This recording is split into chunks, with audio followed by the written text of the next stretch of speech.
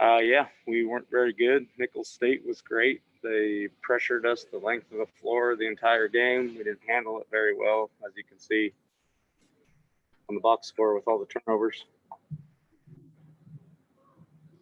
Okay. Questions? Coach, obviously we didn't get to watch the game. We heard it on the radio, but obviously those 28 turnovers kind of stand out. Were they kind of just errant passes or just kind of sloppy mistakes? What were they? They were – the other team out-toughed us. We literally couldn't even pass it from one player to the next. So, no, they were all forced by the other team.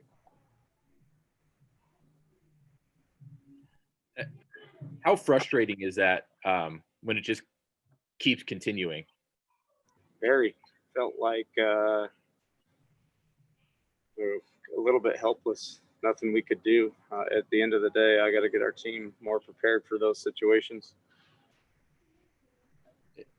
Is it concerning kind of the output that Tarek and Malik, two guys that you've mentioned, need to be kind of your two most efficient players, that they kind of struggled shooting the ball tonight?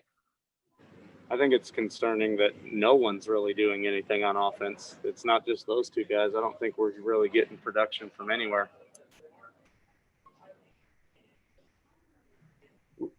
Where do some of those the mistakes and kind of some of the they had 13 steals tonight and 28 turnovers. Is that a preparation thing? Is that not having kind of time in the preseason? What do you kind of attribute some of those mistakes to?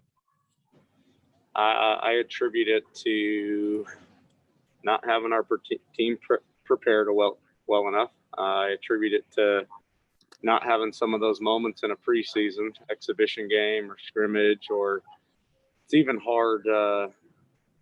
Like, this is the first time we've had officials in a gym with us so far.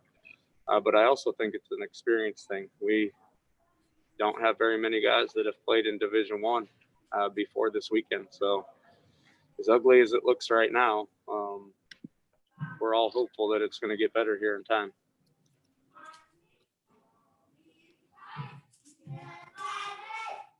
You guys came out in the second half, I mean, shooting a little bit better.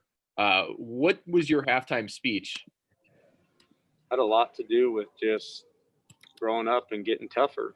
Like, we needed to demand spots on the floor. We were letting them deny every reversal pass. We were letting them front the post and not getting any catches there. We weren't doing a good enough job screening. All the areas of the game that required toughness, we weren't doing a very good job with. So a lot of it was about that. And our guys did respond. I mean, there's no such thing as moral victories. Everyone who's a Bengal fan wants us to win. But we did win the second half of that game by a point. How concerning is, having 12 points in the paint, especially we mentioned, getting that length in this size roster and, kind of not seeing it so far in this game. How concerning is that? It's very concerning. Like, I don't know that just points in the paint are concerning. All points right now are concerning. I think we're averaging 50 points a game after 2 games now. Coach, seeing that all these games are getting canceled across the country, even I think the Idaho Vandals had, if not most of their pre-conference game canceled. What advantages are you seeing playing these games this weekend? Well, with how young our team is and the lack of experience at this level, the more we can play right now, the better, to get us prepared for Big Sky Conference games. So, like I said, I know everyone wants us to win and wants us to play well every single game, but it'd be hard to do it in the Big Sky games if we had no preparation like this right now.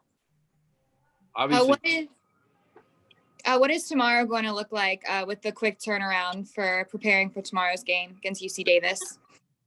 I think they're very good. They played Santa Clara relatively close today.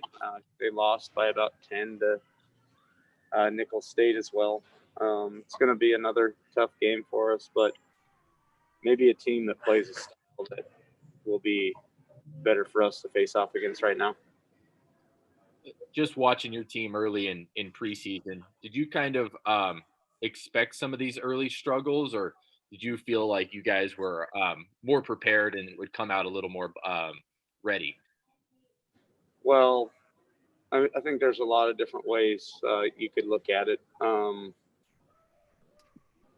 Yeah, I expected us to have some growing pains. We got 3 guys with experience in the program and 4 guys total that have ever stepped on a Division I floor before.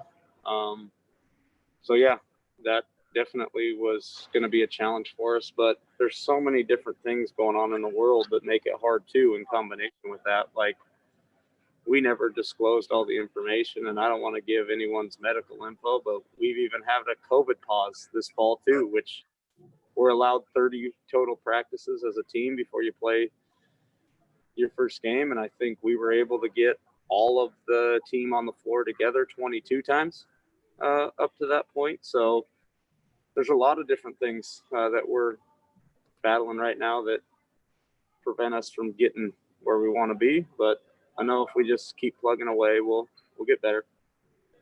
You mentioned the keep plugging away thing. As a coach, I'm sure you're just want to go practice more and start getting more reps. But I mean, how do you begin that turnaround and begin that thing? Or is it just experience? Is it just, the more they play together, the more they're going to be better? I think it's a lot of stuff. Obviously, the more we get on the floor together, the better we'll be.